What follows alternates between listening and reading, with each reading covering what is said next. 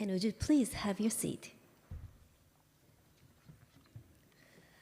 The moderator, continuing from session 1, is Professor Miho Ohara, University of Tokyo.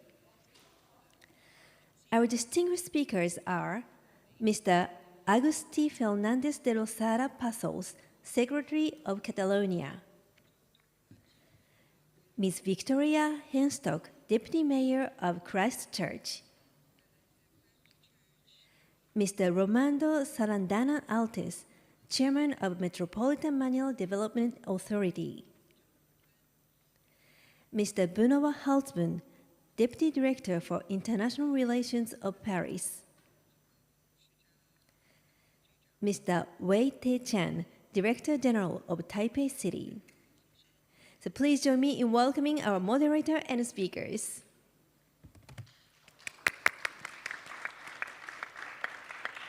So Professor Ohara, if you please. Distinguished guest, good afternoon and konnichiwa in Japanese. I am Miho Ohara, a professor of Integrated Disaster Information Research in the University of Tokyo. This session topic is responding to natural disasters. As my major is disaster management, disaster risk assessment, and risk communication, I will join this session in a session as a moderator.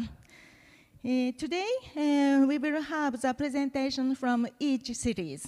After all the presentation, we will have the question and answer session. I hope by timekeeping by presenter, we can have fruitful discussions later. Now, as an opening speaker, I would like to welcome Mr. Agustí Fernández de Losada Pasos from the Catalonia. From him, we will have the video as a first, and after that, he will explain. So please run the video. Distinguished leaders, colleagues, and partners, I regret not being able to join you in person in Tokyo, a city that has made resilience part of its identity, and in a country that has long understood that preparedness is not a cost but an investment. Let me be direct. Floods, droughts, wildfires, these are no longer exceptional events. They are the new normal. And as we established during the last meeting of the Mediterranean Climate Action Partnership, they do not stop at regional or national boundaries. They travel along river basins, energy networks, and food supply chains. They move people. This is why resilience cannot remain a local responsibility. It must become a shared international one. But solidarity alone is not enough. We need a fundamental shift from reactive emergency response to anticipatory governance. That means investing in risk prediction, in early warning systems, in resilient infrastructure before the disaster hits. International cooperation is what makes this shift possible by pooling data, methodologies, and planning capacities across regions and countries. And here lies an opportunity. Cooperation is also an accelerator of innovation. When governments, financial institutions, and research networks work together, we don't just respond better, we build smarter. We scale what works. Tokyo knows this. Catalonia is ready to learn from it and to contribute to it. Thank you very much. Thank you very much. And you can start your talk. Yeah, thank you. Well, let me start by thanking Governor Koike and the Metropolitan Government of Tokyo for the invitation. It's a real pleasure to share this space with you, and we look very much forward to learning from you and to exchange. As our minister was saying in the video, our focus as a Mediterranean region is mostly on water. Here we focus on drought, but also on floodings. We focus on the rise of temperature, which is one of the key challenges that we are suffering, and of course wildfire. And here we share this reality with other regions, not only in the Mediterranean, but in almost all the regions of the world. Our operation is based in what we call the Catalan strategy for adaptation, for adaptation to climate change 2030. This strategy provides a comprehensive framework for risk assessment, a comprehensive framework which is based on sectoral measures that provides a long-term planning. This strategy focuses, among other things, on the relevance of knowledge, on the relevance of data to inform public policies, to inform the measures that we are taking within the strategy. It also focuses on multi-level governance. The minister was saying that the articulation between the different spheres of government is fundamental, but also with other stakeholders. The private sector plays a key role here. Public-private partnerships are fundamental. Universities provide knowledge, provide data, is also key. The civil society organizations, etc. And finally, our strategy is not designed merely from a domestic perspective. It also approaches resilience. It also approaches what is happening in the world. So there is also a place for international cooperation. And here we have different examples that I might explain maybe in the second round because I'm lacking of time. But this international cooperation for us in the field of resilience is fundamental, I insist, for the exchange of knowledge and solutions. Also, to influence global agendas. For us Europeans, what is happening at the EU level is crucial, so advocacy vis-à-vis the EU is fundamental, but also at the UN and also within other international organizations such as the OECD.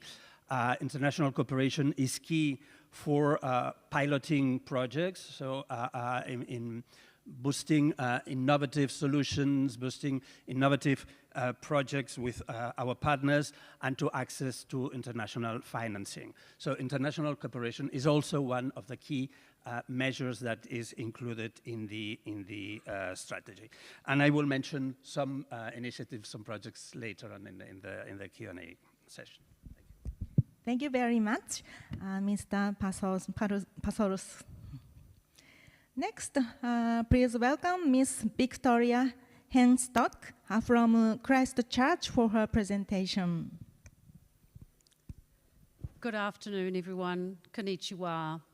Kia ora koutou. That's te reo in Māori for hello. Ladies and gentlemen, the Christchurch story is a story of transition. It's about a transition from catastrophe to competitive advantage. And ultimately, the story of our city really is a benchmark in urban resilience.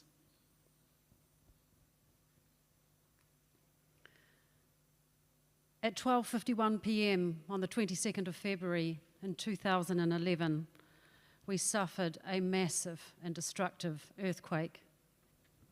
185 lives were lost. I feel it in my voice when I talk about it. It might be 15 years, but it's still as fresh in my memory as it was yesterday. Now, of those 185 lives, we had 28 from Japan, 28 students who were studying in our city in a language school, and their lives were lost in the CT building, which is one of the buildings that collapsed. Now, our city centre was destroyed. This is our cathedral at the heart of our city. We are called Christchurch. There is a Church of Christ in the centre of our city, and that has become the picture that defines our city in this disaster. There's no polite way to put it, but our infrastructure was munted, and I know that that is not a very elegant word, my friends, but that is how we became to be described in our city, munted, and there were some standing jokes about it. There was 91% of our residential housing stock was damaged. It's quite a large number in anyone's mind. And this picture needs no words, really. Again, munted comes to mind. Ladies and gentlemen, we had a catastrophe and we were in a crisis. So what happened next for us was a governance reset. It was a multi-agency approach, and fundamentally, this shaped the future success of our recovery. The Recovery Authority moved very quickly to create a new central city plan. It was known as the 100-day plan, and they delivered it in 100 days. And most importantly, it had in excess of 100,000 public community inputs to help shape our city, and it was transformation focused. What emerged from the 100-day plan was our city's blueprint, and this is what that looked like. And so this was a spatial framework, and it was shaped by key anchor projects, so that those are shown in the dark grey boxes, and the anchor projects were designed to encourage and drive the growth back into the centre of the city. Now, I'm not going to pretend that the implementation was easy. I lived through this. My husband worked for the Earthquake Authority, and I was involved in some of the insurance claims on the side of it. Delivery was not smooth. There were significant tensions between the central government, the local government, and some of our communities, and also corresponding delays, and most of those were associated with insurance. We've talked about complexity of insurance on the stage here earlier today, but also delays with the funding pipeline, and that's enough to frustrate anyone. What happened is that a gap began to emerge, a gap between people's lived experience and what the vision was. So people could see the plan, but they could not always see the progress.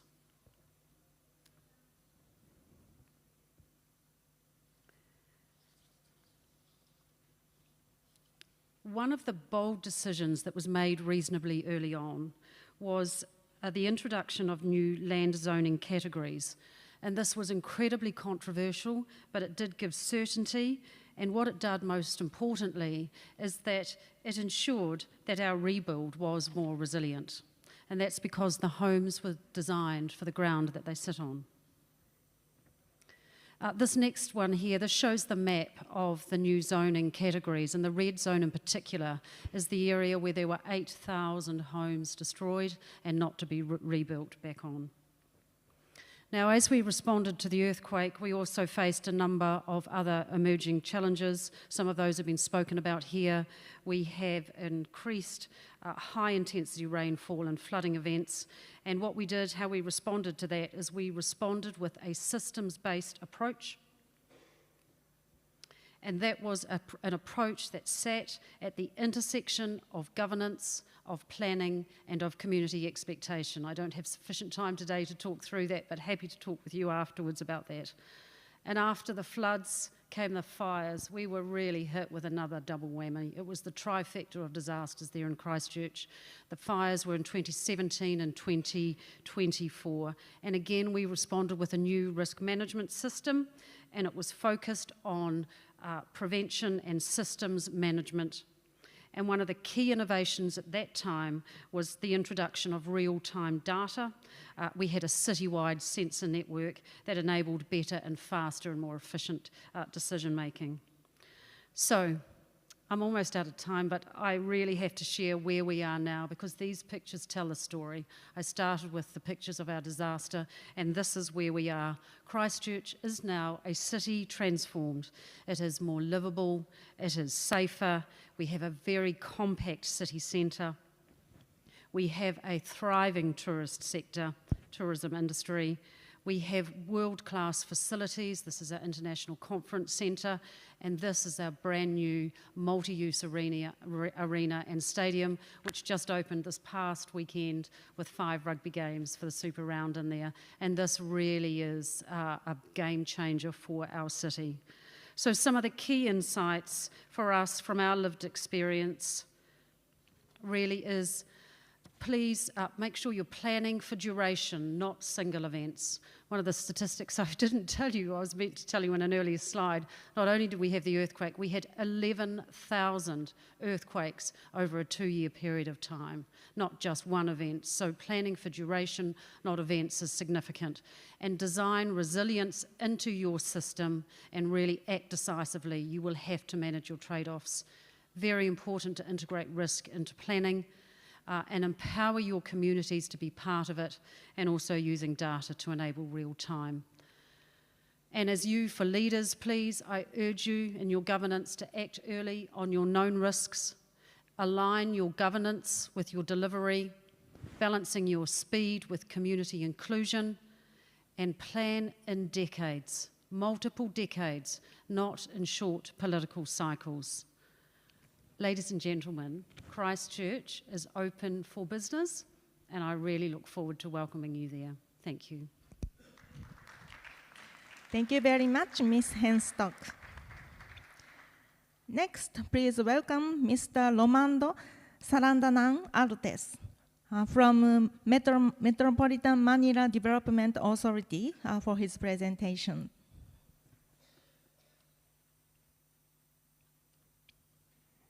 Good afternoon, everyone. As natural disasters become more frequent and intense, the need for a resilient Metro Manila becomes more critical. Today, I will walk you through how we at Metropolitan Manila Development Authority is responding to these challenges. Metro Manila is composed of 17 local government units, home to over 14 million people, and contributes more than 30% of the country's GDP, making it highly exposed to hazards such as flooding, typhoons, and earthquakes, and rendering disasters in the region especially consequential at the national level. With Metro Manila's scale and vulnerability, the MMDA 7 mandates place public safety at the core of disaster preparedness, response, and protection of lives. In line with this mandate, MMDA continues to implement key initiatives to strengthen disaster preparedness and response. One of our major initiatives is to strengthen MMDA's disaster response capabilities through procurement of modern equipments and vehicles. Furthermore, MMDA will upgrade its disaster response equipment field storage units into multi-hazard response. Through the technical cooperation of JICA, we will modernize our 24-year-old FCOS telemetry and warning system and enable real-time flood information and more effective evacuation response. These capabilities allow MMDA to contribute to international relief organization operations, including the deployment to Myanmar for search and rescue following a magnitude 7.7 earthquake in 2025, and in Turkey in 2023. At the national and regional level, MMDA has responded to a wide range of disasters, providing essential services such as water supply, evacuation support, search and rescue, and structural assessment. In addition to the efforts on the ground, MMDA operationalizes the NCR Contingency Plan, which provides a framework for preparedness response and early recovery for a magnitude 7.2 West Valley Fault earthquake in Metro Manila. To remain operational even during disruptions, MMDA is investing in a resilient data center to serve as backup for critical systems. Complementing these efforts, MMDA has partnered with a telecommunications provider to ensure a rapid restoration of communication networks, enabling real-time coordination during disasters. With this system in place, MMDA is now looking ahead to further strengthen preparedness and response. Currently, MMDA is establishing its own disaster preparedness training center to simulate real-world disaster scenarios and enhance operational readiness of responders, not only within MMDA, but also other government agencies and private organizations. By the way, this training facility was patterned after the Tokyo Metropolitan Government Disaster Training Facility. Responders will train in realistic environments, including rappelling and confined space rescue scenarios. Simulated collapse structures, including pancake collapse building, will support urban search and rescue training and fire suppression training. MMDA also plans to construct a swift water and flood training facility that will simulate real-life flood conditions to strengthen water rescue capabilities. The facility will support a range of water rescue activities, including boat maneuvering, urban flood simulation, and high-angle rescue, all within a controlled training environment. We will also develop a canine facility to strengthen search and rescue operations, providing training, housing, and veterinary care aligned with international standards. The facility will include specialized training grounds, including equipment areas and forest simulation environments. In addition to infrastructure projects, MMDA will be releasing a disaster preparedness guidebook to enhance public awareness, covering essential actions before, during, and after major hazards. Last but not the least, MMDA remains committed to strengthening local and international partnerships through active participation in joint exercises, humanitarian operations, and conferences like the GNET's Leaders Summit and Crisis Management Conference, which we last hosted in 2019. Building on these partnerships, we look forward to working together to build a more resilient communities. Thank you and mabuhay. Thank you so much, Mr. Artes. Next, please welcome Mr. Benoît Halsban from Paris for his presentation. I would like first to thank the governor of Tokyo and all the TMG team for the hospitality and the organization of this amazing meeting. I was reading the news in Paris last week, and there were a lot of articles about a new Japanese word, kokushibo. It means cruel heat. Heat waves are on the rise everywhere, and it changes the way we live, the way we work, the way we sleep. There are a few examples here. For instance, in 1895, there were 0.2 tropical nights, and we expect almost 35 by 2085. It is more frequent and, of course, more intense during the day and during the night. To respond to this challenge, we have defined and adopted a comprehensive cooling strategy in Paris with 4 colors: green, gray, blue, and pink. The green one, green solutions, nature-based solutions with vegetation. We have now 26.2% of vegetation cover, including the forests in Paris, for instance.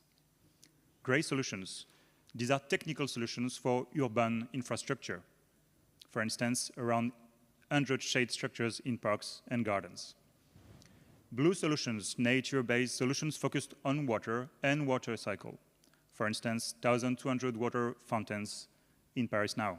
And last but not least, the soft solutions that are extremely important, solutions based on behavioral change and urban management, including public information campaign, and the governor of Tokyo mentioned this very important aspect.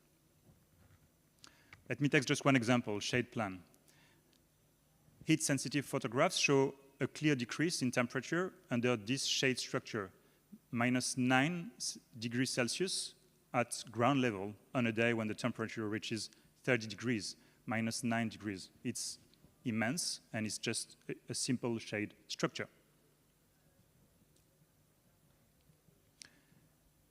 We have implemented 1,400 urban cooling islands.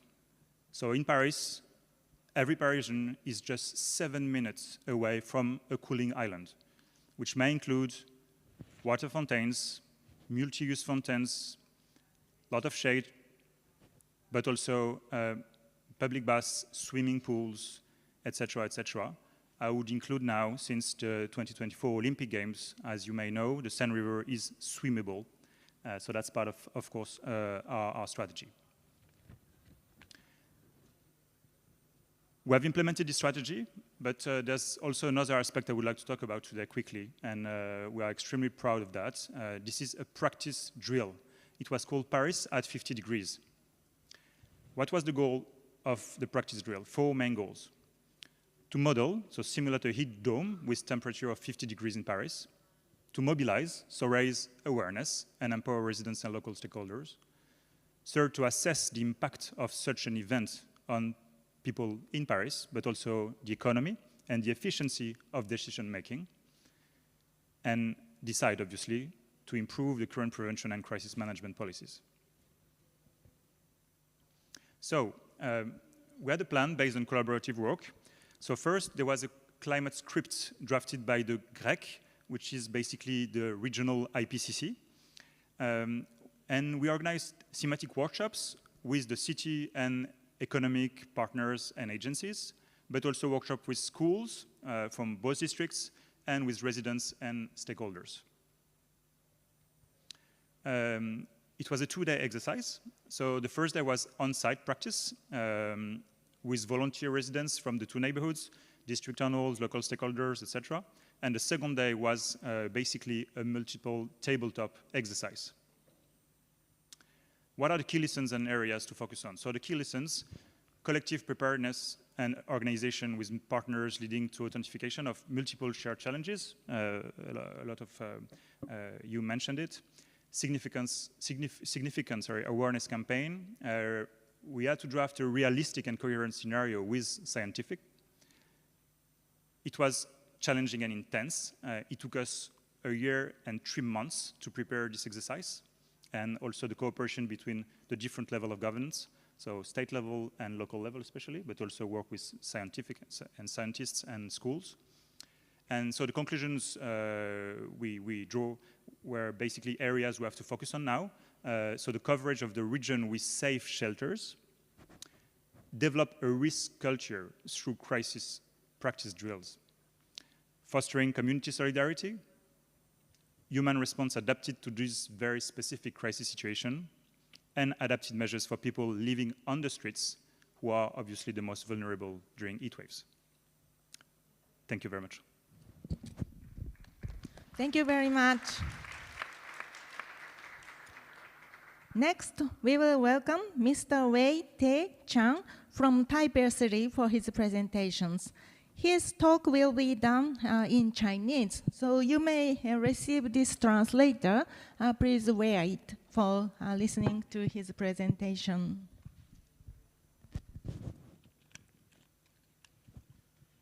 OK， 大家可能都已经听说 ，NVIDIA 正式宣布在台北市设立海外总部，这代表着台北市将会是全球 AI 的研发的很重要的基地。 Perhaps you're already aware that NVIDIA has made an announcement that they will be opening an overseas headquarters in Taipei, and this will serve as an important hub for global AI research and development. But as the deputy mayor in charge of disaster management, my interest is not in the production volume of chips. What I care about most is their computing power that is said to be the most powerful on Earth, and how we can leverage that computing power to save the lives of citizens during the disaster. This is an amulet. This is taken from a Longshan temple in Taipei with over 200 years of history. This is used for Taiwanese people to pray for peace for their family. That is their profound prayer imbued in this amulet. This wish, this prayer to wish for family safety is exactly the same as Japan's amulet culture. But with extreme weather happening all over the world, prayer alone is not going to be sufficient. Today, what we are trying to do is to harness technology and to build invisible protection for the people. In other words, we hope to utilize the AI engine, which continues to to keep its heartbeat of the city 24 hours a day. And this power of protection can be utilized to ensure resilience of the city through 3 lines of defense. The first line of defense is ensuring water, which is the city's lifeline. Taipei utilizes AI to ensure autonomous defense from the water source all the way to water networks. As you can see in the example of Feizi Reservoir, we introduced UAVs for patrolling and inspecting the dam structures. And through AI model learning, the dam body inspection coverage is now 100%. Even during typhoons with high turbidity of the water, AI smart water information systems and dedicated raw water tunnel can be utilized to ensure accurate control of the stable water supply.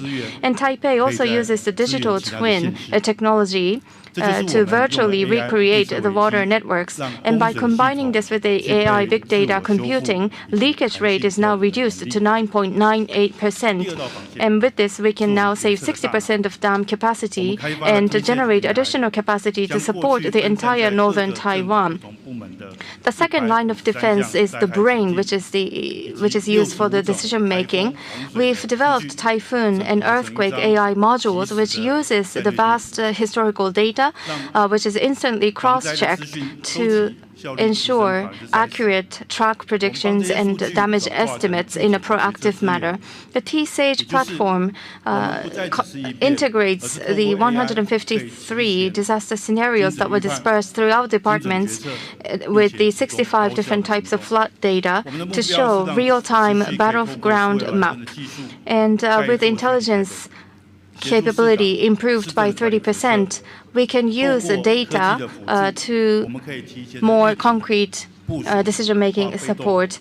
We are not simply responding, rather we are using AI to make predictions before disaster strikes and helps us in making more accurate decisions and facilitate speedy action. Our goal is to utilize digital twin to build a virtual Taipei and to optimize the city's administrative functions. And by doing so, we can simulate typhoons and heavy rains and optimize evacuation plans.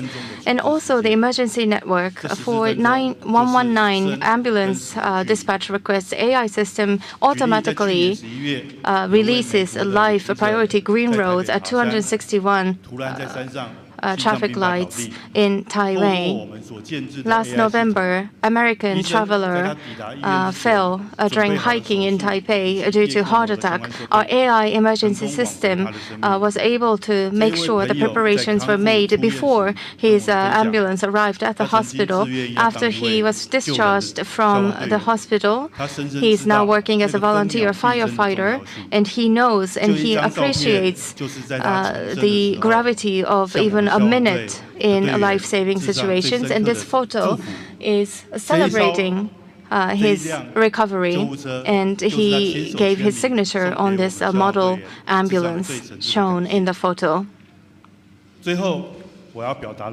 He expressed his appreciation and gratitude to us. AI technology has no national borders. We also share the same wish to want to protect people. What we can learn from Taipei's example is that when we combine protection, the warmth of protection, with the cold computing capabilities, this can become a power to save lives in a decisive moments. As these initiatives have been highly regarded, Taipei has received the World Smart City Prize and Lee Kuan Yew a Global Urban Award, a special award, among others. We have become one of the most attractive cities in the world, the most sticky cities. We will continue to utilize computing power and translate this into protection for our people. Thank you very much. Thank you very much. Now, that concludes the presentation from all the cities. By using the remaining time, I would like to ask each city some questions from my side. First question is to Mr. Pasolus from Catalonia, who spoke first. So you mentioned international cooperation, so I would like to ask on that issues.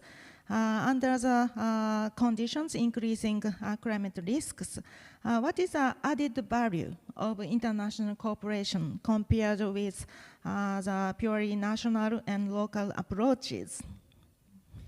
Thank you for the question.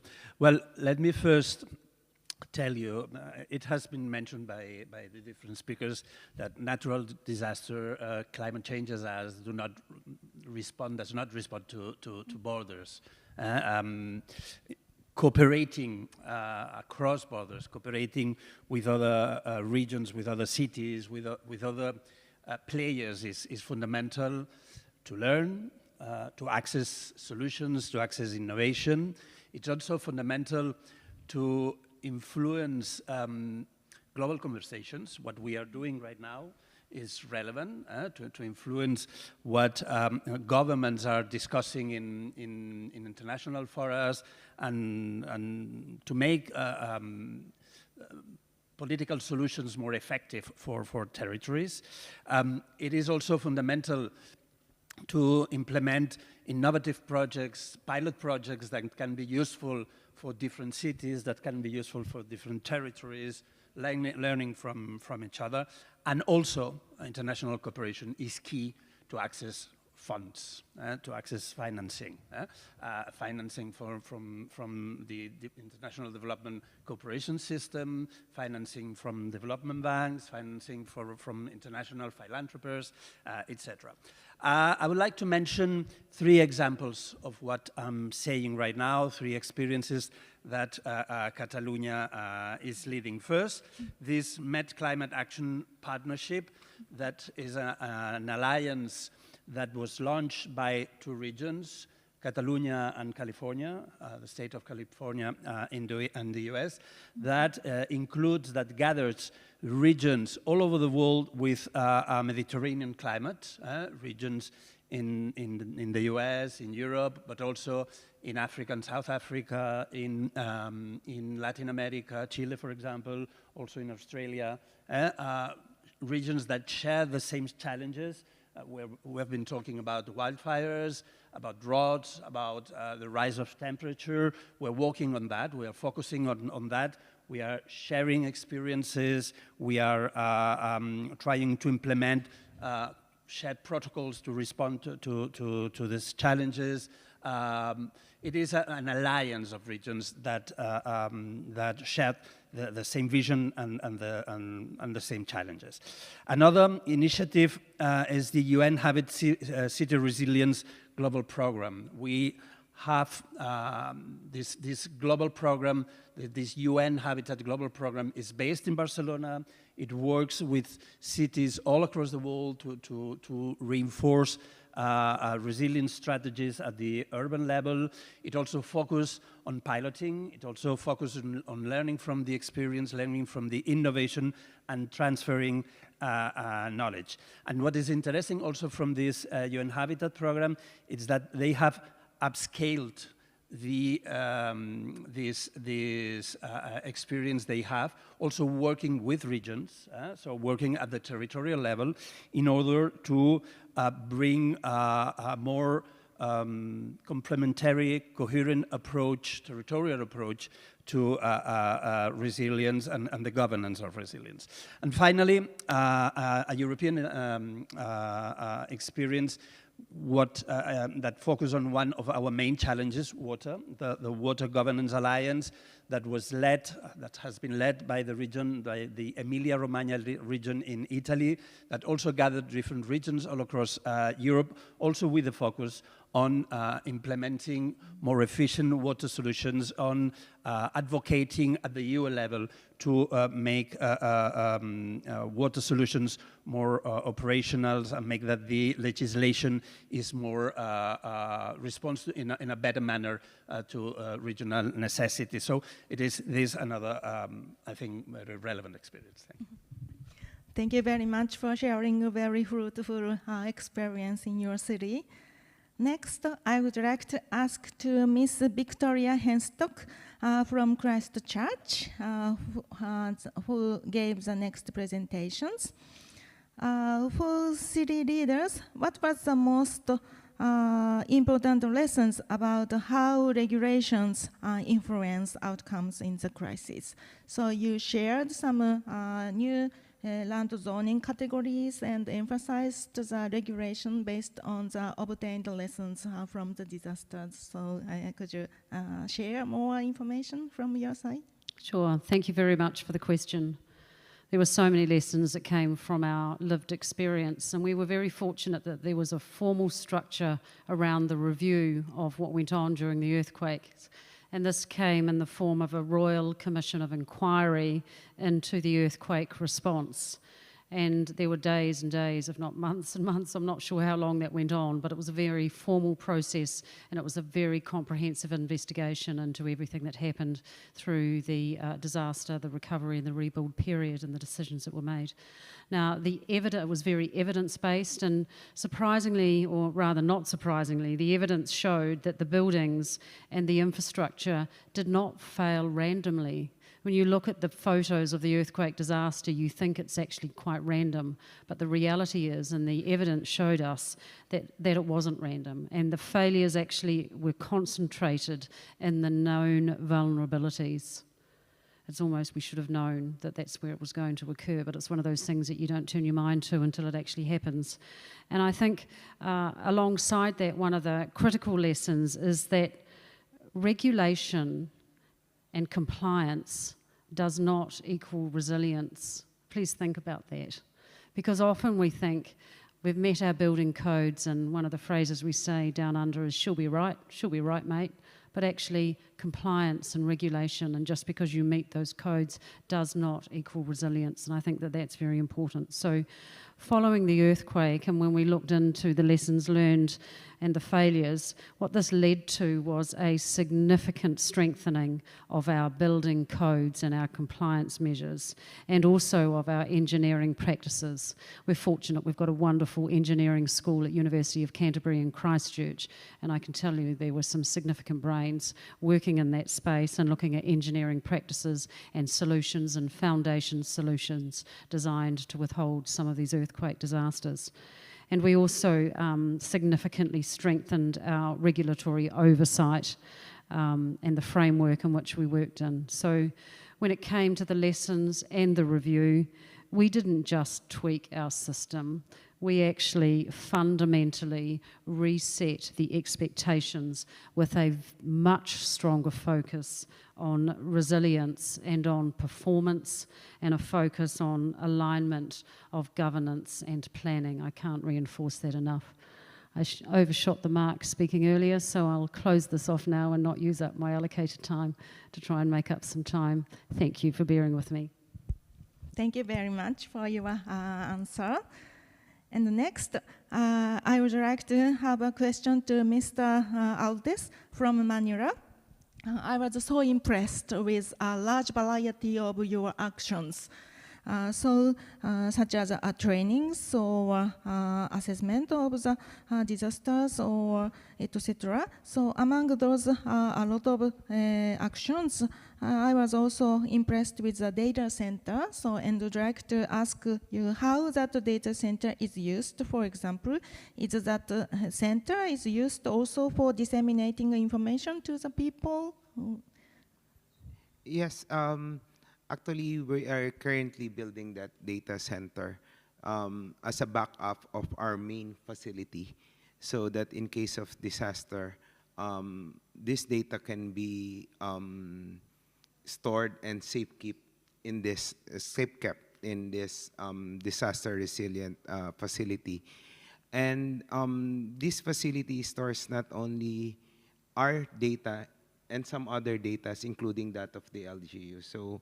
And we will use all those data in not just in our operations, but in our disaster preparedness as well, because we also have some an ArcGIS where we plotted the major thoroughfares and areas which were frequently flooded. And with their upgrading of our efficient flood control operating system, which was constructed by Japanese radio company 24 years ago, we'll be able to predict the rains that will be coming in to Metro Manila, the specific place where it will fall, as well as the amount of rain that will come into Metro Manila. So we'll use all those information to inform the public that you have to avoid these places in 2 hours because rain will come. It's about 20-30 millimeters of rain that will be coming in 2 hours, and the street will be flooded. It will be tie up with Project NOAA of the University of the Philippines. They already have simulations regarding these flood-prone areas. And definitely, we will use this to inform the public of possible dangers coming from natural disasters. So, yes, we are using technology to inform the people regarding disasters and for them to prepare and be safe during these calamities or events. So, thank you. Thank you very much for additional information about the technologies. Next, I would like to ask Mr. Hartzbun from Paris, who presented first. You have just told us about the Paris at 50-degree exercise. So also in Japan, the heat waves is becoming one of the big issues, especially in the summer. Now is spring in Japan. So in the coming summer, you may experience extraordinary heat. Anyway, I observed that exercise is very wonderful. Do you plan to hold another one or expand the activity in the next future for such drill or capacity building among people? Thank you very much for the question. So first, we have organized the same kind of exercise in 2025, but with floodings, not heat waves. It's a lot of work, I have to say.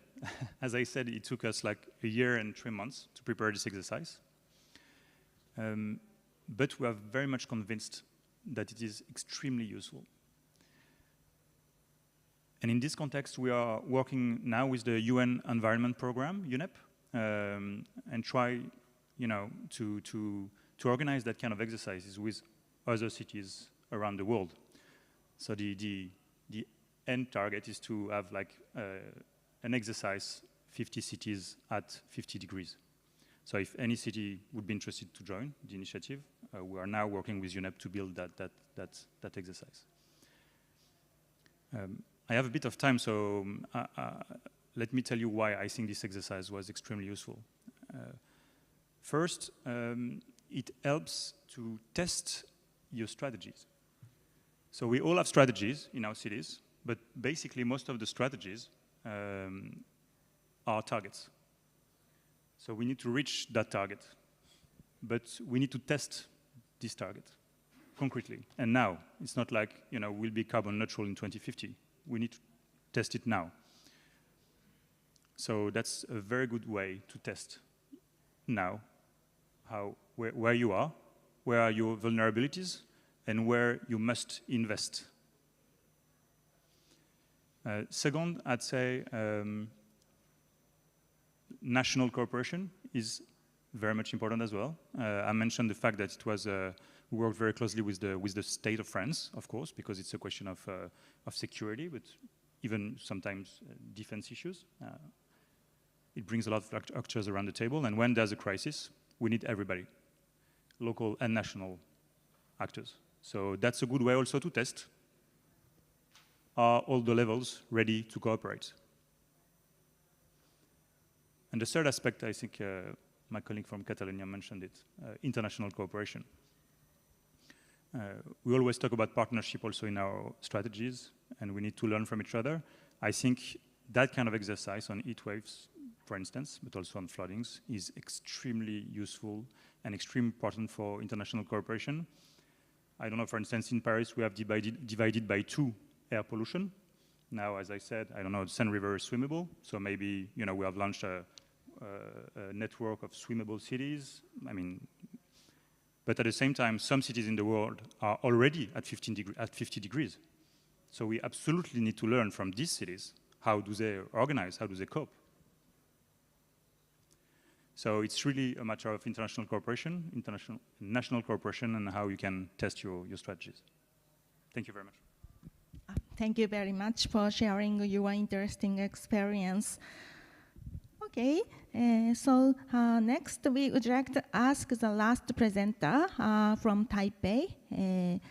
You highlighted how the digital twin technologies has successfully optimized Taipei's water management, and you mentioned that it drastically reduced leakage of the water.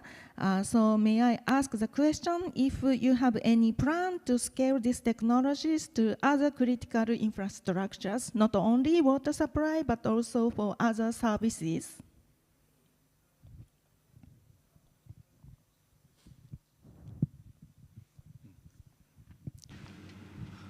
好的，好，我认为最核心的应该不只是技术问题，而是如何治理一个高度 What I 机 think 动 most 而且 important 复杂的城市系统。 It's not technology per se. Of course, technology is important, but governance for a complex city is important. And there are three challenges that I would like to highlight. There are various departments operating in a city, and information is currently distributed or dispersed among those departments. With the use of digitalization, we need to make sure that such information becomes effective rather than building an archive. We want to make this information digital and useful. That is our approach. And another thing I would like to mention is with respect to the systems. For development of systems, of course, we need to ensure simulations and computing have to run on these systems. Otherwise, we will build systems that will become useless. So we need to ensure there are no blind spots.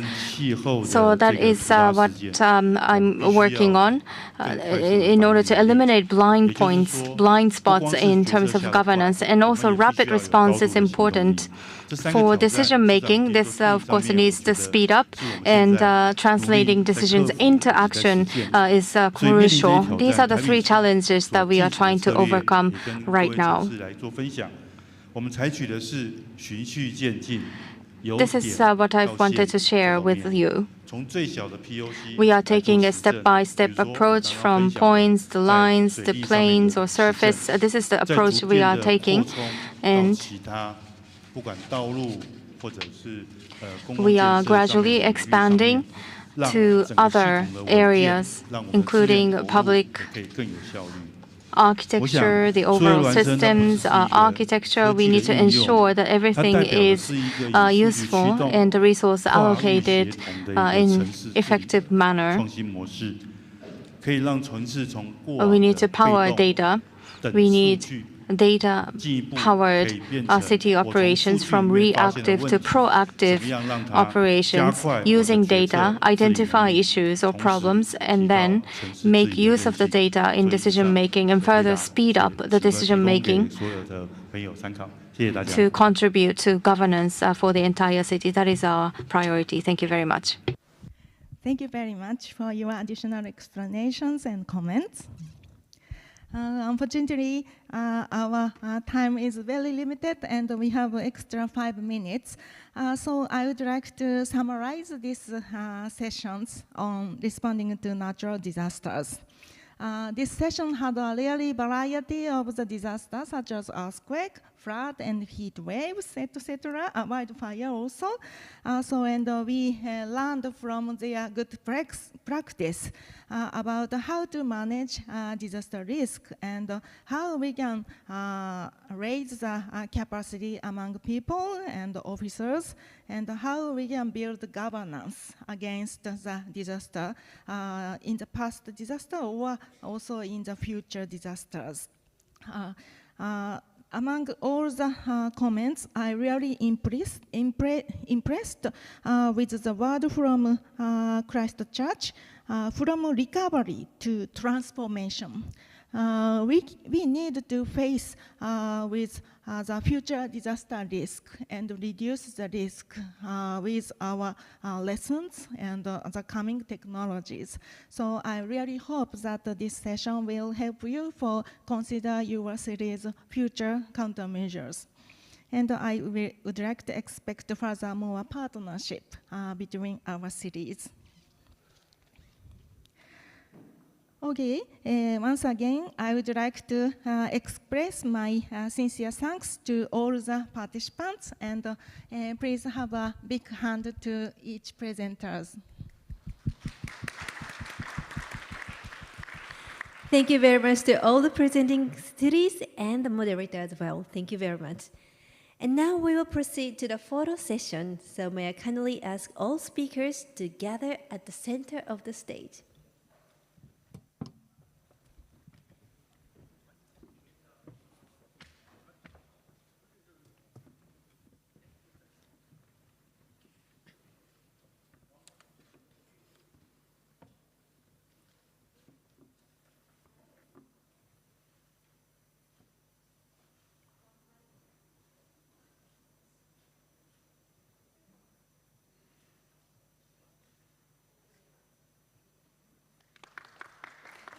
Thank you very much. And this concludes the photo sessions.